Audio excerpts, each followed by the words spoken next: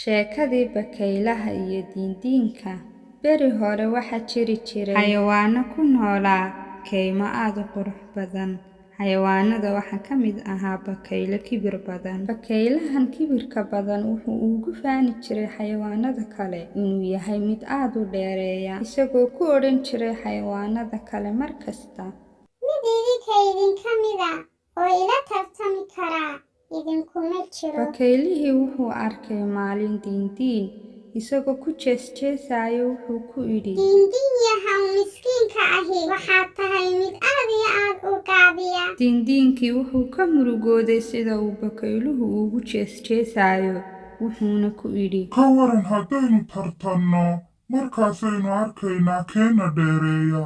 Bakaylihii wuu oggolaaday inuu la tartamo diindiinkii, isagoo bakayluhu qoslaya kuna jeesjeesaya diindiinka wuxuu ku calcalinayay, aniga ayaa kaa guulaysan doona diindiin yahow miskiinka ahi. Bakaylihii markuu ka soo dheereeyay diindiinkii wuxuu arkay beer qudaar ka baxayso, isaga oo wax ka cunay iskuna dayaya marba inuu eego halka uu soo jiro diindiinkii. Marka uu waayeyna wuxuu go'aan ku gaadhay inuu yara nasto oo uu geedka agtiisa yara seexdo. Diindiinkii wuxuu soo ag maray bakaylihii oo hurda, isagoon joogsanin socodkiisii ayuu sii watay. Bakaylihii wuu kacay isagoo fiirinaya baldiinkii halka uu soo socdo, waxaanu go'aan ku gaadhay inuu diindiinka ku sugo meeshii tartanka. Bakaylihii markuu meeshii tartanku ku dhammaanayay ku arkay diindiinkii wuu yaabay, waxaanu ogaaday in laga guulaystay, isaga oo la ooyaya guuldarrada soo gaadhay. Diindiinkiina isagoo faraxsan wuxuu ku idhi,